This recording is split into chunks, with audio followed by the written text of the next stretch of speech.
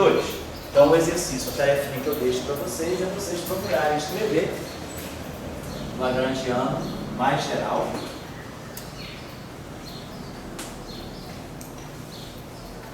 Sempre com duas derivadas em cada termo. Não vamos colocar 3 derivadas, só 2 derivadas. Lembrando que a energia cinética é derivada vezes derivada. Quadrado de uma derivada. Então temos quadráticos, né? Mais derivadas ou 2 derivadas em cada termo. Faz aí, agora deixa a criatividade de vocês em jogo. Cada um busca a maneira mais geral possível de, como a gente fez aqui, tentando todas as possibilidades. Então é isso que é escrever um lagrangiano. Depois, claro, a gente vai refinar. Isso é uma parte meio bruta. Então a gente vai refinar. Antes de escrever um lagrangiano, eu não vou saber também sair escrevendo um lagrangiano completamente, assim, aleatório, pegar tudo possível, esse trabalho assim, meio braçal. Não é isso. Estou fazendo isso nesse início, para vocês verem como é que a coisa depois é refinada. Depois nós vamos aprender. Quando a gente tem simetrias que a gente quer respeitar, a gente já vai jogar no lagrangiano só os termos que respeitam aquela simetria. Então já é um outro filtro. Então às vezes em vez de escrever um lagrangiano com 10 termos, a gente no final do dia acaba escrevendo um lagrangiano com 2, 3 termos. Por quê? Eu tenho o filtro da invariância rotacional, eu tenho o filtro de uma simetria, outra simetria. Então eu vejo quais são todas as simetrias que o meu sistema manifesta. Então o lagrangiano, ele vai ter que revelar todas as simetrias que o sistema manifesta. E aí, na hora de sair escrevendo esses termos, as simetrias vão controlando. Esse termo pode, porque respeita a simetria. Esse termo não pode, porque não respeita a simetria. Como a gente fez aqui. Por que eu não coloquei esse termo de ponto a ponto? Porque logo vocês perceberam, isso aqui é um escalar. Isso aqui é um vetor. Então esse termo aqui tem um caráter vetorial. No final do dia, esse cara é um vetor. Então, o lagrangiano ele tem que ser invariante rotacional, ou seja, ele tem que ser um escalar. O lagrangiano não pode, todos os termos dele têm que ser invariantes por rotação. Não pode sobrar índice, ele não pode ter referência a uma direção. Então, esse termo foi excluído por quê? Pela simetria rotacional. A densidade lagrangiana é um escalar, então ela tem que ser invariante rotacional. Então, para formar um invariante rotacional mais geral possível, eu combinei todas as grandezas que são, no final, escalares. Cada termo isoladamente é um escalar. Está claro, mais ou menos, o conceito? Depois vamos olhar, tem simetria disso, tem simetria daquilo. Então, quando a gente quer um modelo padrão, tem simetria SO3, tem simetria SO2, tem simetria U1, tem simetria de Lorentz. Então, eu tenho que respeitar várias simetrias. Então, o lagrangiano do modelo padrão consegue caber numa camiseta. Senão, ele não caberia. Ele tem várias páginas para escrever um lagrangiano. Mas, como eu tenho a simetria SO3, a simetria SO2, a simetria U1, a simetria de Lorentz, o lagrangiano já vai ficando bem mais reduzido. Então, a gente sempre que for escrever um lagrangiano, o primeiro compromisso que a gente tem é que ele tem que ser um escalar. Aquele do grupo em questão. Na aula passagem do grupo de isometria. Então, qual é o grupo, qual é a métrica desse espaço? É a métrica euclidiana, então um espaço euclidiano. Então, o meu lagrangiano tem que ser um escalar de SO3. Quando nós vamos fazer física relativística, o nosso espaço já não é mais um espaço euclidiano, é um espaço Minkowski. Então, o meu lagrangiano tem que ser um escalar no espaço de Minkowski. Então, ele vai ser um escalar não de SO3, mas de SO13. Ele vai ser um escalar no grupo de Lorentz. Faz a vida tão simples quanto aqui. É a mesma coisa, vai acrescentar um índicezinho, um valor a mais no índice, que é o índice temporal. A gente vai juntar tudo numa coisa só. Mas conceitualmente não muda nada. Mas isso aqui a gente vai falar depois. O que é importante é vocês terem essa ideia. Então, vou deixar para vocês assim, essa tarefa, tentar escrever, né, dentro dessas bases aqui, qual é a proposta mais geral que vocês poderiam fazer para um lagrangiano tensorial, de rank 2, que está simulando uma versão não relativística daquilo que é o campo gravitacional. Tá bom? Fala aí, Luiz. É mais uma curiosidade, né? Fala aí. Qual que é o papel da simetria nessas teorias mais modernas, assim, essas de grande unificação? Grande unificação, cordas, por exemplo. Essas que a gente trabalha, a gente determina a simetria e ela vai em cima da experiência. Isso. E essa vai definir quais são os possíveis campos que vão testar. Agora, e nessas teorias que são ditas mais fundamentais, ditas mais fundamentais, né? Quando você sai do modelo padrão e vai para a grande unificação. Ela tem alguma ideia de prever a simetria? Sim. O que você, exatamente, a ideia é essa. Vamos pensar assim, qual é o modo de operar, né, dessa física mais fundamental. Você imagina que uma você tem um certo conjunto de fenômenos que você quer descrever. Então, no modelo padrão, quais são os fenômenos que eu quero descrever com o modelo padrão? Quero descrever toda a física da matéria visível do universo. O que é a matéria visível do universo? São esses praticamente 4% de matéria bariônica. Basicamente 4% de matéria bariônica, 70% de energia escura e 26% de matéria escura. Mas o modelo padrão está preocupado em descrever a física de 4% da matéria bariônica. 4% da matéria do universo, que é a matéria bariônica visível. Qual é essa matéria? Quarks e leptons. Neutrinos, quarks, leptons e neutrinos, a matéria. Depois, vamos colocar o neutrino sem massa.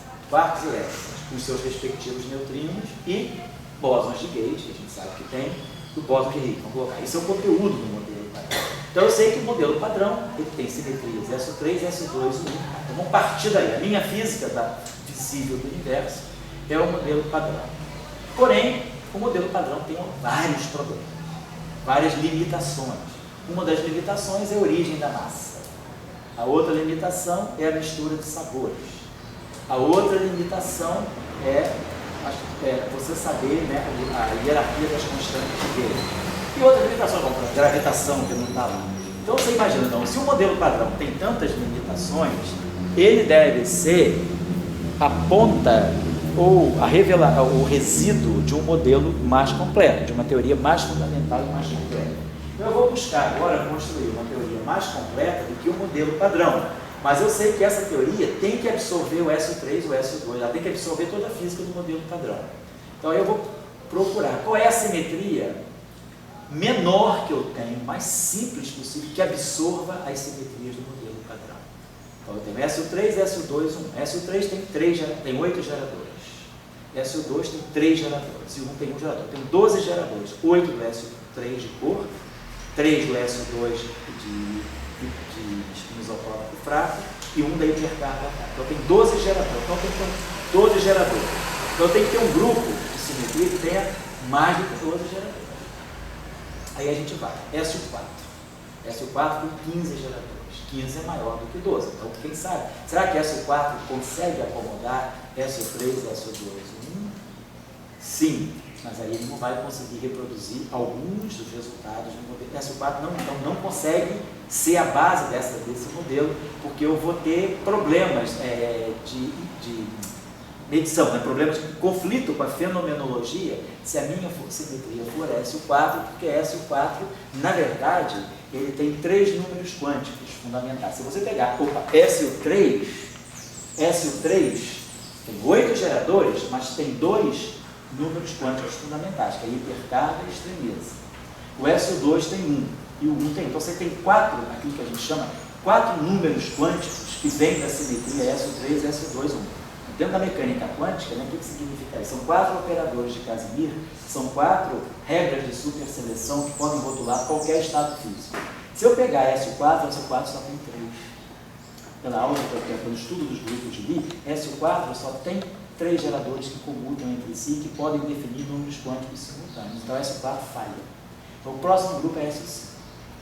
SO5 tem 4. Se eu pegar o grupo SO5, a teoria de grupos de Lie diz, dentro do grupo SO5, nós vamos ver agora no curso de férias, né?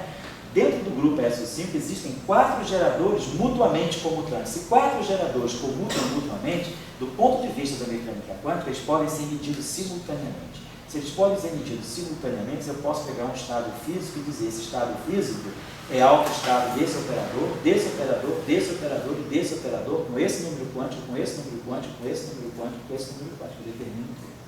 Então, SO5 é o primeiro grupo que consegue envolver o modelo padrão. Então, você agora, qual é a tua condição de contorno?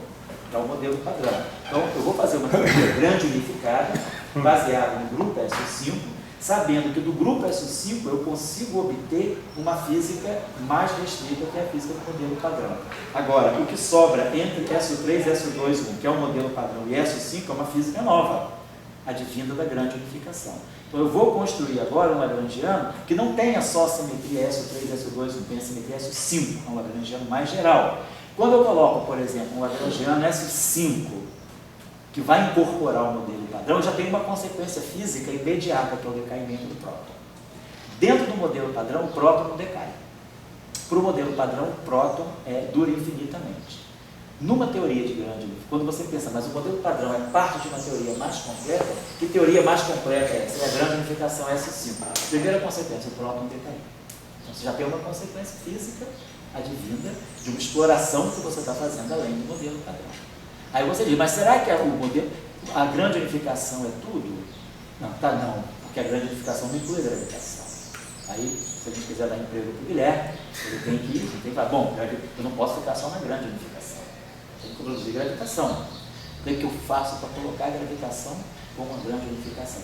Hoje, por exemplo, um dos pensamentos é Cork. Você vai para a supergravidade. Não é suficiente.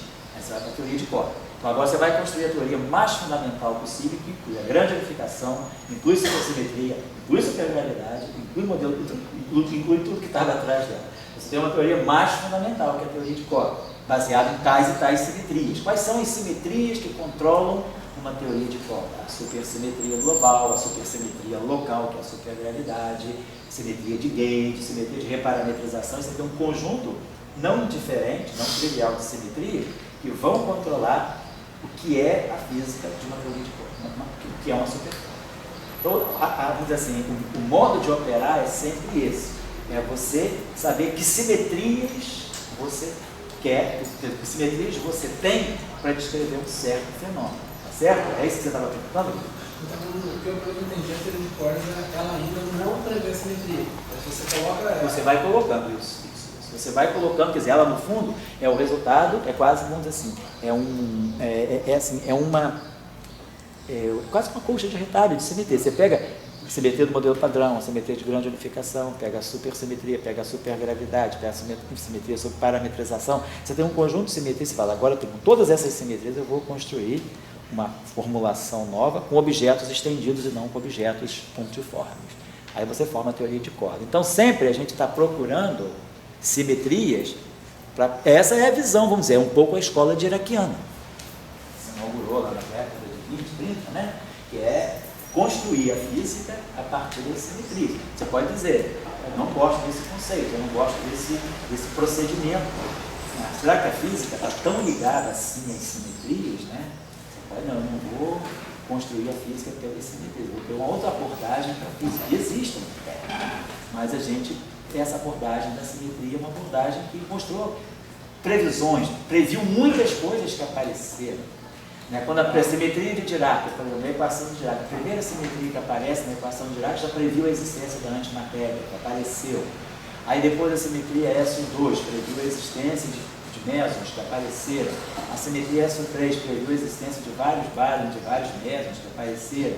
A simetria SU3 de cor reproduziu liberdade assintótica.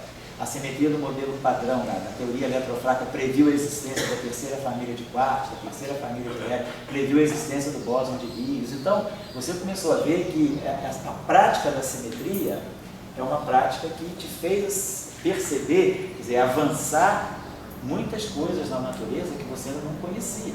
Ela abriu as portas de muita compreensão da natureza. Então, ela foi se firmando como um modo muito legítimo de fazer física. Mas estou colocando para vocês, é uma visão, é um pouco a escola de Dirac, é a escola da nossa área, da física de interações fundamentais, que veio lá um pensamento bem diraciano, lá no início de tudo. Agora a gente pode buscar outras maneiras de fazer física, talvez mais próximo da biologia. A biologia não está procurando as simetrias, ela está procurando o todo, a complexidade.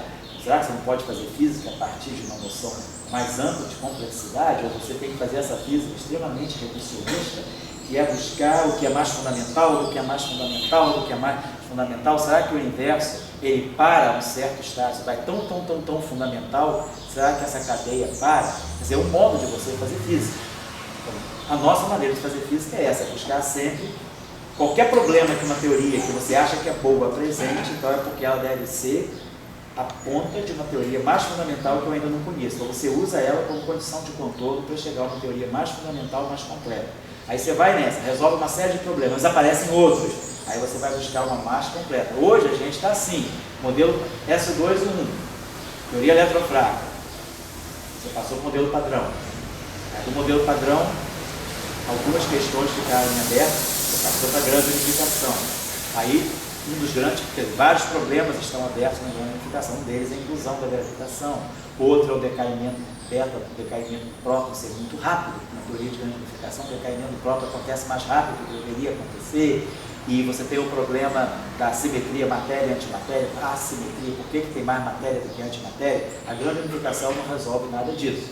Aí você vai para uma teoria mais fundamental, seja a supersimetria, supergravidade, até que você chega no supercorda, que aí você introduz a gravitação e parece que você resolve alguns problemas. Então a gente está caminhando sempre nessa direção, certo? É um pouco a maneira de construir teoria de cálculo, certo? Não sei como é que você vê Platão, ele fala muito da questão da literatura. E ele, né, tem umas frases dele lá, chama de a literatura uma coisa platônica. Sei. E daí ele diz, olha, mais ou menos assim, ele diz, é uma ilusão, mas é uma ilusão que você tem que entrar. Sei. Em palavras dele, ilusão ele fala a palavra. Entrar é uma ilusão assim. A simetria, onde ela trata essa equação aí, é uma narrativa. É uma narrativa por equações matemáticas. A simetria, ela tem uma natureza platônica. Sem dúvida. Assim, e digamos, como é que você veria então, vamos dizer, essa coisa aí de teoria de campos, teoria de Gauge, simetria, e a literatura? Você acha que não teria assim, um certo paralelismo, que o Platão falou? Assim, Não, eu acho que sim. Eu acho que o Dirac é platônico. Eu acho que aquele trabalho do Dirac, que eu dou sempre para vocês lerem, que é de Dirac de 39, da relação entre física e matemática, aquele trabalho que ele publicou na Royal Society de Edimburgo, né, em 1939, aquele trabalho é um discurso ao platonismo, aquele trabalho da relação entre física e matemática, quando ele mostra que a matemática é um instrumento de investigação da física, que você, pela matemática, você vai ler a natureza, né? Quando você não pode construir um aparelho, nada te impede de ter um pensamento matemático. Quando ele coloca naquele discurso do Dirac, ele coloca, a natureza parece trabalhar a nosso favor, no sentido que a natureza, ela sempre possibilita uma boa descrição matemática. A natureza é compatível com a matemática, ele diz lá. Então, a gente tem sorte em física da natureza ter essa predisposição pela matemática. A gente consegue matematizar a natureza e a natureza responde bem a esse processo e isso nos ajuda a fazer física. Então, já que eu não posso construir um aparelho que vai me fazer compreender lá o infinitamente pequeno da matéria, eu vou fazer matemática. A matemática vai me conduzir, vou buscar alguma matemática vai me conduzir ao conhecimento mais profundo da matéria. Essa foi a peregrinação de Dirac, foi baseada nisso. Vou lá, então, quer dizer, na década de 40 ele fez aquele bonito trabalho sobre as constantes serem variáveis, por que as constantes da natureza não devem ser realmente constantes. Então, ele estava interessado, por quê? Porque ele tinha esse pensamento platônico, a natureza está nos números, né? Ele era platônico nesse sentido. E o conceito de simetria, eu acho que ele está nesse sentido, né? A simetria platônica, no sentido de que você está formulando, né, de uma maneira harmoniosa, uma natureza que você vê de uma forma talvez completamente caótica. Você não consegue perceber a simetria no mundo real, mas você entende que essa desordem que hoje reina no mundo real, né, essa multiplicidade de fenômenos, ela na verdade é a manifestação de uma coisa única, de uma simetria muito mais profunda. Então, apesar da natureza aparecer para nós, isso aqui é gravitacional, isso é eletromagnético, isso é fraco, isso é forte, você fala, não, tudo isso é uma visão hoje da natureza. A natureza não é isso. A natureza é muito mais organizada do que isso. Existe uma organização fundamental da natureza, não é gravitação, não é isso, não é isso, não é isso. Existe uma descrição fundamental da natureza onde nada disso é diferenciado. Isso só aparece porque isso é uma visão de um mundo. Mas a simetria te fornece uma outra visão de um mundo. Quer dizer, quando você pega a teoria eletrofrágil, está tudo lá. Agora, quando você pega o elétron já feitinho, o muon já feitinho, o quark já feitinho, o bóson W+, já feitinho, isso é o resultado de uma simetria muito mais organizada, que não é assim, não tem nada lá. Nesse momento, quando você olha para o que é realmente, né, o modelo padrão, não tem elétron, não tem muon, não tem nada. Você tem um conjunto de objetos, né, difusos num grande plasma, mas depois que o bóson de Higgs entra, reorganiza tudo, você começa a ver a natureza dessa forma plural que ela é. Então eu diria que o discurso da simetria é um discurso platônico nesse sentido. Você está propondo para a natureza uma visão do que ela não é aquilo, mas você mostra que aquilo que você está vendo, todo aquele jogo de diferenças, a harmonização de todas essas diferenças, ela na verdade é explicada por uma simetria muito mais fundamental. Eu acho que isso é Platão. Agora, o fato que você coloca aqui, comparando com a literatura, será que do episódio histórico você pode tirar só um personagem, uma variedade que pode compor cada escritor do personagem, do estado histórico, ele compõe, na nossa sala aqui ele pode fazer diferente. Daí vem a pergunta seguinte, a questão é que de uma simetria você pode compor diferentes lagrangianas. Sem dúvida. A relação entre simetria e lagrangiana não é unívoca. Claro, não. E aí quando você está falando de S2, você está dizendo, não, S2 eu estou escrevendo a lagrangiana. É claro que você escreve uma lagrangiana clássica, hegemônica, como eu gosto de falar. Mas digamos, você poderia estar escrevendo outras além. E você não escreveu por uma questão que está ali. Então, sempre quando você... evidentemente, na época atual, a física é guiada por simetria. A relatividade trouxe isso, né? Antes de ir aqui. A questão é que hoje, será que o que nos conduz ao LHC é uma simetria? Daí vem a pergunta, tudo bem, beleza, um grande salto, mas a simetria podia ter outras lagrangianas. Não, corta a outra. Você corta o filme, só bota aqui. Entende assim? Então a coisa não é tão simples assim, a discussão. Eu vejo o paralelo, você está falando da literatura. Isso que eu ia falar da literatura. O Platão foi muito notável nisso, sabe? Na literatura ele chama de ilusão, sabe? Mas uma ilusão benéfica. Eu acho que o pessoal na literatura, nas ciências humanas, né, tem um método de pesquisa, que é muito forte, que é bem desenvolvido nas ciências humanas, se chama acumulação estética. A acumulação estética é um método de pesquisa na sociologia, é um método de pesquisa na literatura, e a acumulação estética um pouco é isso. Na verdade, para nós, o que seria a acumulação estética é, dado uma simetria, acumulação estética. Acumulação estética.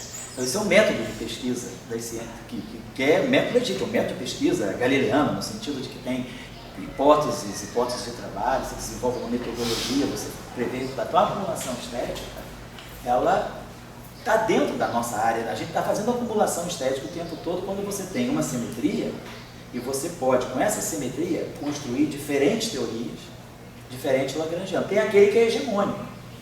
Você pode, o modelo padrão é hegemônico. Mas com S3, S2, 1, será que você consegue construir só o modelo padrão? Ou você pode construir um lagrangiano que é diferente do modelo padrão, mas que tem essa simetria? Então eu acho que a literatura, nesse sentido que você está falando, ela está próxima dessa descrição nossa. Porque eu acho que a nossa área, né, é uma área muito sim, ela é uma área de possibilidades. Tem a possibilidade hegemônica, que o sistema abençoa. Quer dizer, o LHC foi construído para testar o modelo padrão e para prever o que pode ser a extensão do modelo padrão. Quer dizer, existem, como hoje, a gente tem várias possibilidades de estender o modelo padrão, é o que a gente está falando da acumulação estética. Tá? Uma acumulação de possibilidade, de estética, isso a partir do conceito de simetria. Eu posso ter. O que está além do modelo padrão? É supersimetria? É supergravidade? É dimensão extra? É gravitação quântica? É loop quantum gravity? É teoria de corda? É Horava-Lifshitz? É gravitação de Horava-Lifshitz? Então, o que está além do modelo padrão? A gente sabe que tem que ter alguma coisa. Ou não é nada disso. Mas o que está além do modelo? Nós precisamos agora orientar, né, a nossa visão de natureza para poder ir além do modelo padrão, porque agora eu posso ir além do modelo padrão, tem múltiplas estradas, qual estrada que eu vou percorrer para estender a física do modelo padrão? Então o LHC está um pouco nessa limitação, nessa perspectiva. Ele entra para passar limpo a física do modelo padrão, dizer, o modelo padrão está legal? Aonde é que eu cacifo ele e aonde é que eu vejo os pontos de falha? E aí, a partir dos pontos de falha dele, a gente vai começar a indicar novos caminhos além do modelo padrão. Eu tenho para um fenômeno, vamos dizer, que a gente descobriu um fenômeno extremamente anômalo no modelo padrão. Aí você fala, como é que eu vou reproduzir esse fenômeno que foge completamente aos cânones do modelo padrão? Será que é pela supersimetria? Será que é por dimensão extra? Será que esse fenômeno que está mostrando essa anomalia do modelo padrão é um fenômeno quântico da gravitação, um efeito quântico da gravitação? Será que isso é uma manifestação de uma física de cordas? Então, quando a gente começar a perceber tudo aquilo que o LHC vai trazer e que fere, que o modelo padrão não consegue reproduzir, quer dizer, tudo aquilo que é desvio, né, considerado, vamos lá, 5 sigma, porque tem que ter confiança que você vai dizer que é 5 sigma, quando o experimental disser para você, ó, isso é 5 sigma, isso significa alto grau de compatibilidade, de confiabilidade, isso é uma descoberta. Ou isso é uma revelação. É a partir daí. Um 3 sigma é um indício. 3 e 4 sigma, 5 sigma não. É uma descoberta. Ou 7 sigma, melhor ainda. Mas você tem 5 sigma, você diz, ó, isso está constatado. É o problema. Isso fere completamente o modelo padrão. Aí você vai fazer. Bom, se isso fere o modelo padrão, eu tenho que reproduzir esse fenômeno estendendo o modelo padrão. Aí você começa a descobrir, será que é pela supersimetria? Aí você faz. Você vai na direção da supersimetria. Se ela não reproduzir, você vai dizer, não, vai pela supersimetria. Aí você pega esse mesmo fenômeno. Será que é por dimensão extra? Aí você faz uma física de extra dimensions. Aí você vai ver. Ou você vai fazer uma física de gravitação quântica. Aí, então, esse fenômeno ele pode te apontar numa direção. Aí tem um outro fenômeno que de repente vai te dizer, não, talvez esse fenômeno ele vai pela supersimetria. O outro não foi, mas esse foi. Então você começa a ver todas as possibilidades de você transpassar o modelo padrão. E aí depois você vai ver se nessa soma de possibilidades você constrói realmente uma nova física compacta. Ou será que vai ser uma Babel de físicas, né? Cada física nova que vai surgir. Não sei, pode ser que o início seja esse, seja realmente a Babel.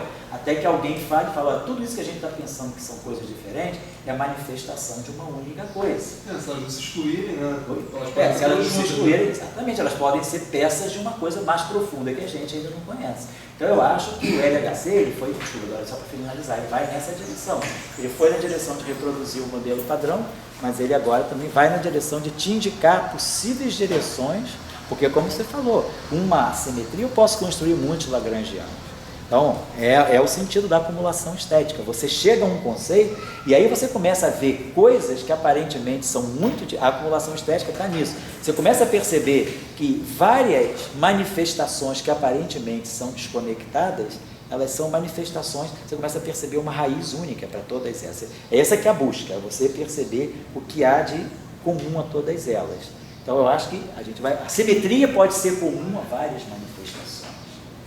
Você vai ver, com essa simetria, qual é a melhor manifestação. Então, se a gente tem simetrias além do modelo padrão, qual vai ser a melhor direção? Então, acho que é um pouco isso. A nossa área ela vai nessa direção. Por isso tem gente que diz que não serve para nada. Porque é uma área assim, isso é especulação, isso é pura matemática, né? Depois que você desligar, eu te conto até uma anedota interessante sobre um professor que falou coisas claras sobre isso, né? Mas eu não vou querer falar aqui, porque ele não vai ver nunca esse curso, mas fala que é jurídico, não vai nem querer saber. Mas aí um aluno veio e fala, professor, olha, eu não quero fazer confusão, mas digamos, é um pouco isso. A área às vezes é considerada matemática, especulativa, isso não é física por causa disso. Mas eu responderia um pouco a pergunta do Williams. Sei. Eu acho que a simetria não é platônica, evidente, mas ela não vem do nada. Ela vem, como você falou, tem números quânticos, tem reações, corrente concentrada. Ninguém tira a simetria do bolso. Os números quânticos. Aqueles números quânticos, você diz, essa simetria. Quando eu estou com a simetria 1, eu estou com conservação de carga elétrica. Quando você fala que está com S2 vezes 1, eles fizeram, no fundo, uma fórmula de Almanik-Shijima que transforma uma carga elétrica somando dois números quânticos. Então, os números quânticos são coisas assim, bem no chão.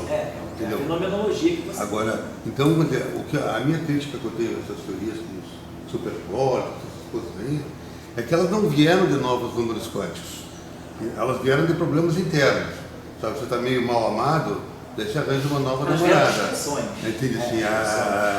Então, agora, essas teorias mais básicas, vamos botar eletromagnetismo, tem um número quântico muito claro, que é a conservação de carga elétrica.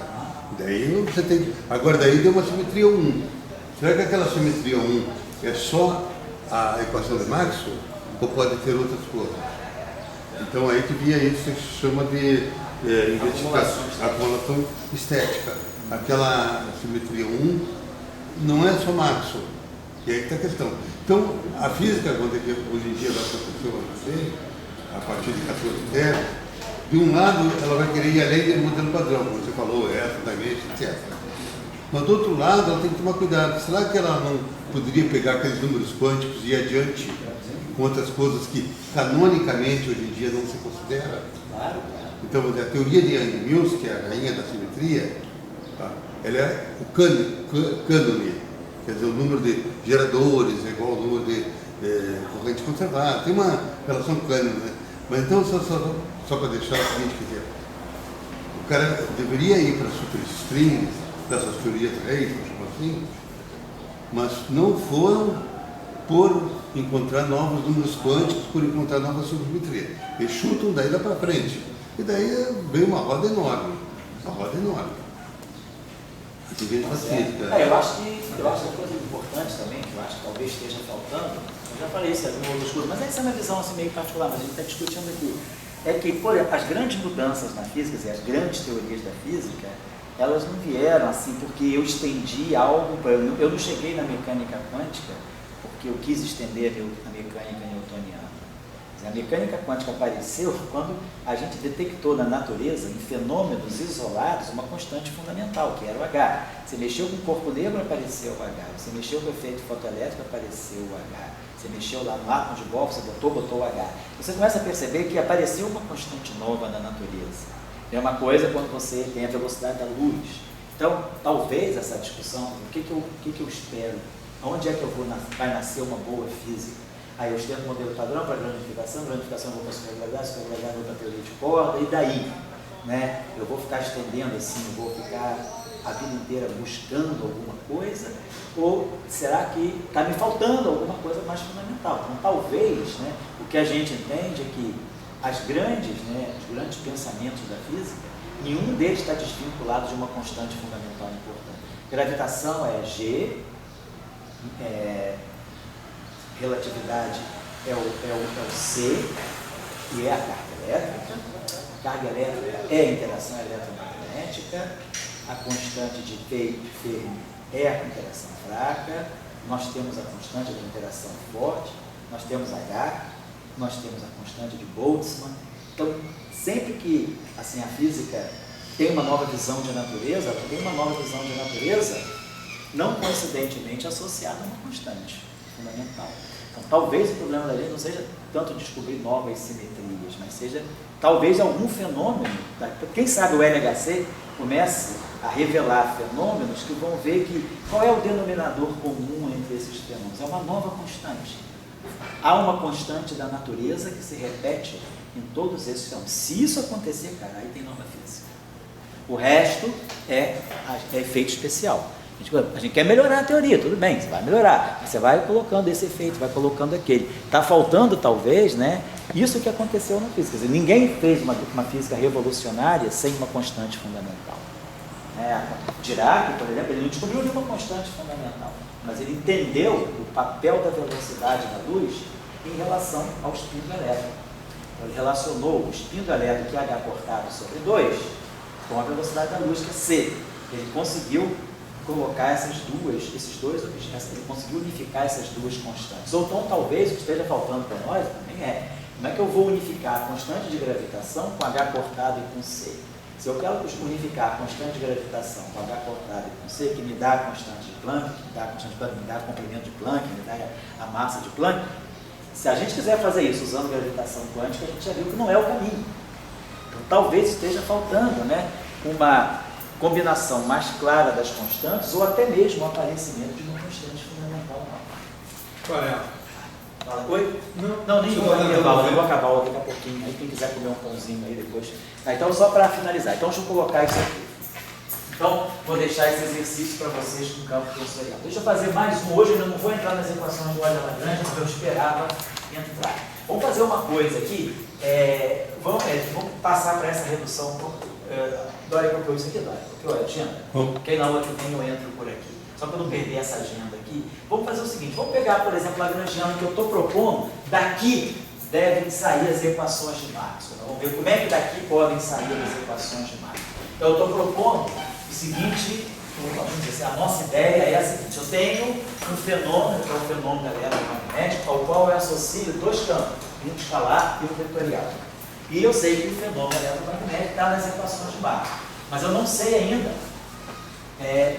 Eu quero chegar nas equações de Marx a partir do princípio lagrangiano.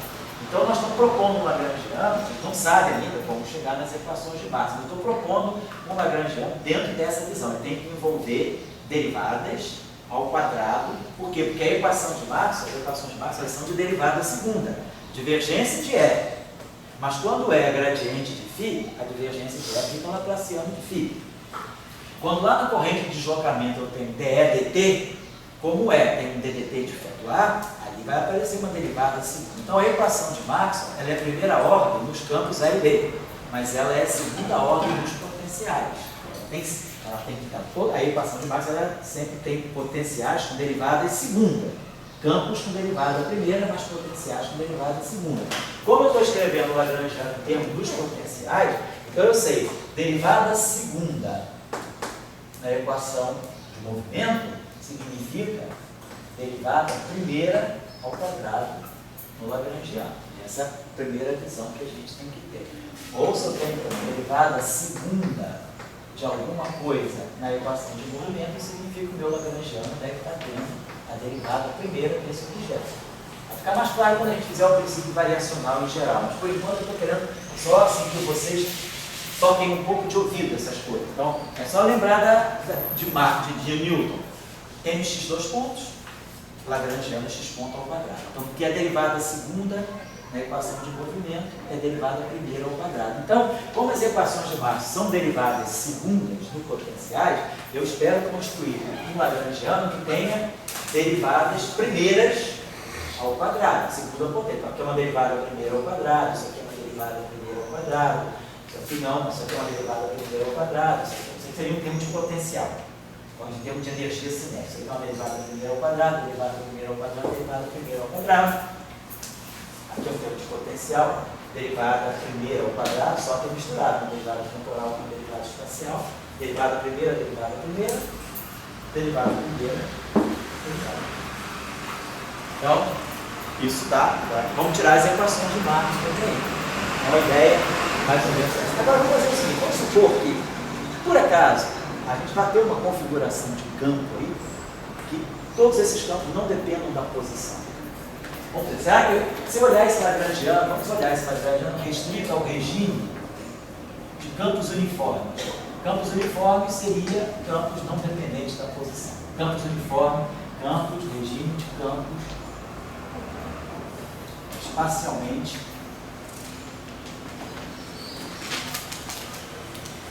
uniformes. Então a gente vai imaginar que a derivada espacial de qualquer campo é zero. Essa derivada espacial dos campos é zero.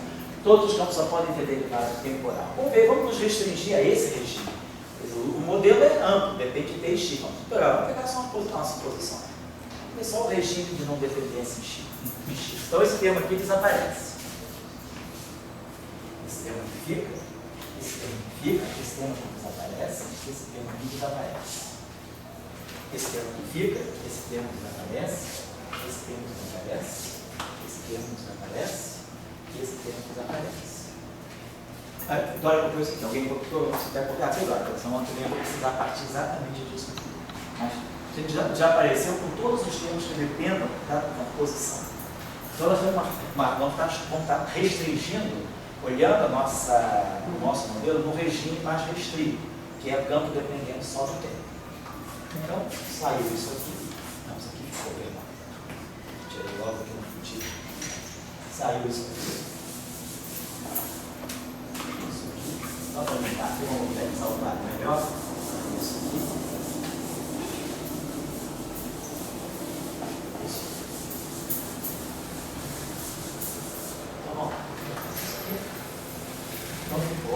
No setor. Então vocês estão vendo o seguinte, nesse setor, com essa suposição, os dois campos se desacoplam.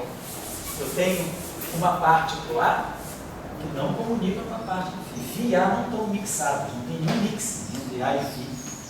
O regime de campos uniformes separa o A do φ.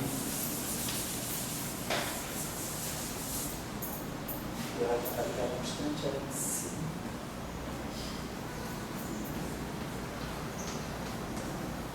São termos de energia potencial.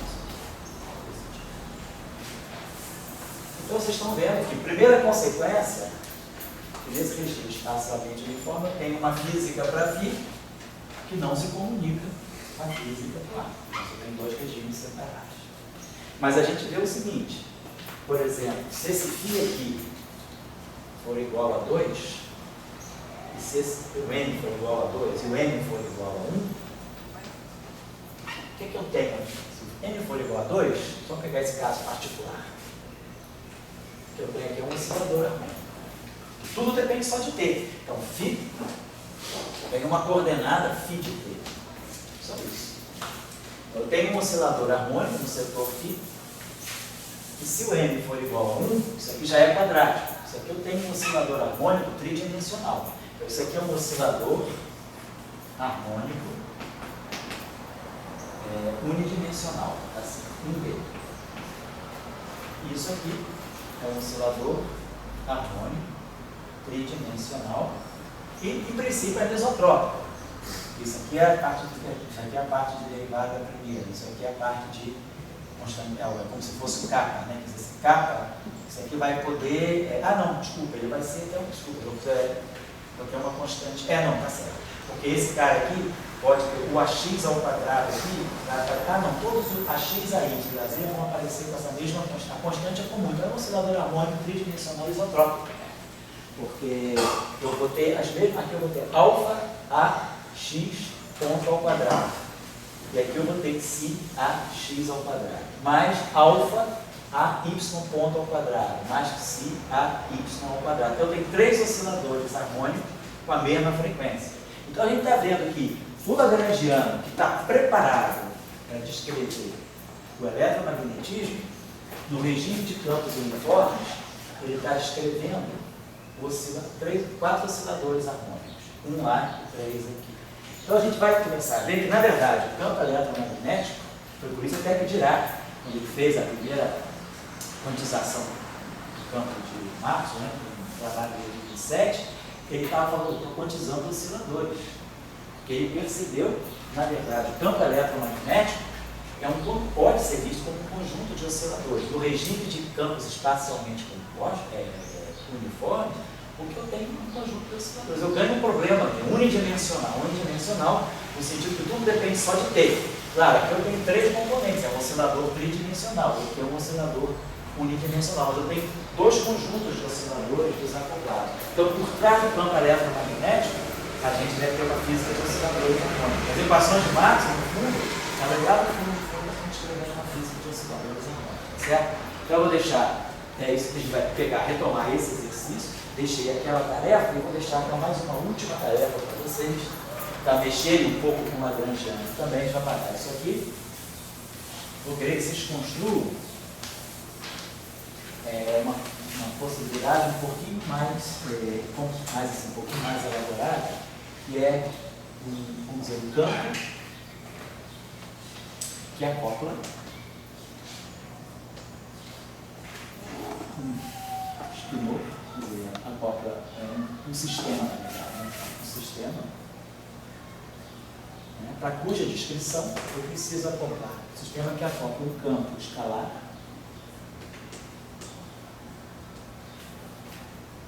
a um campo espinorial.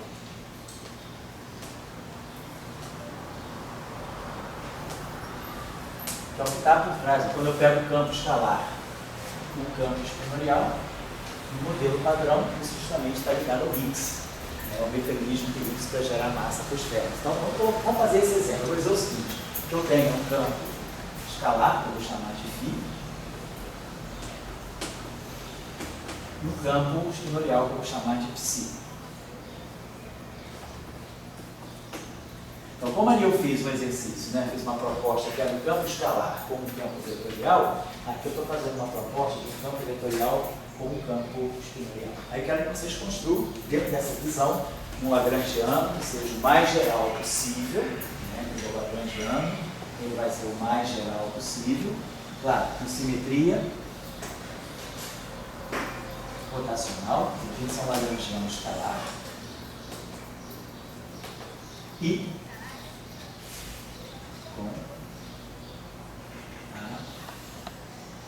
com a característica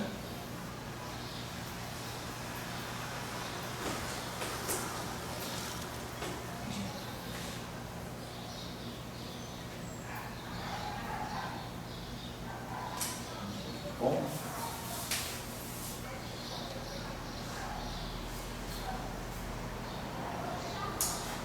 informação.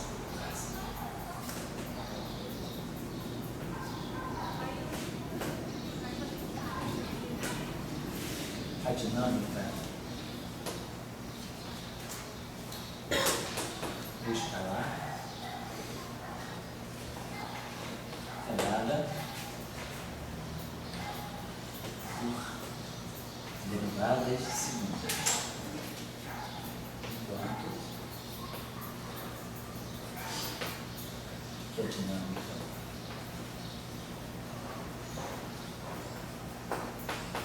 fermiônica escalar. Eu estou sempre usando eu estou fazendo assim, misturando as linguagens, justamente para vocês irem já se habituando aos jargões da área. Quando eu falo de fermi estudou, eu vou levar a dinâmica fermiônica, a dinâmica exponencial, que é governada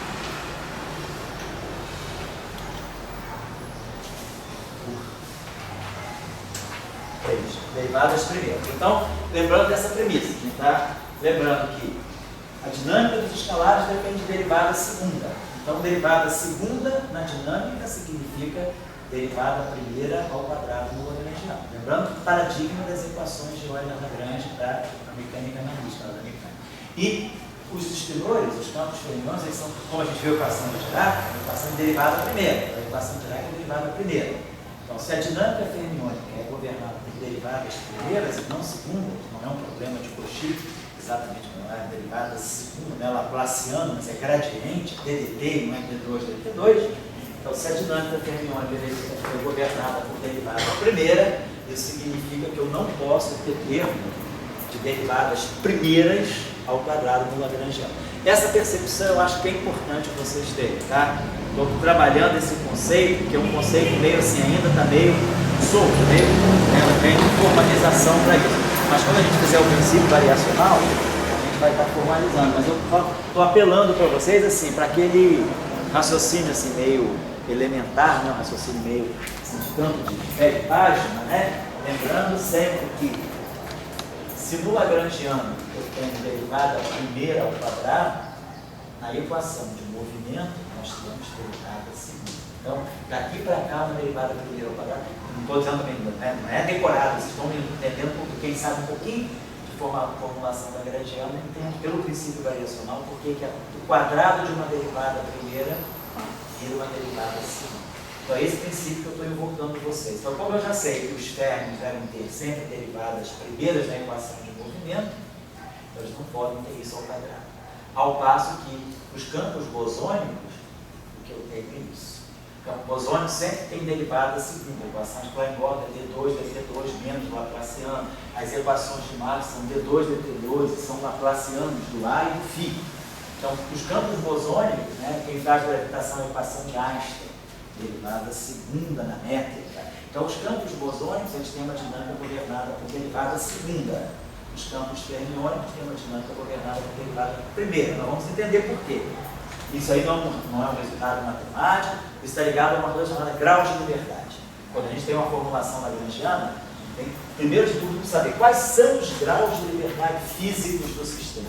E esses graus de liberdade são descritos por quais coordenadas.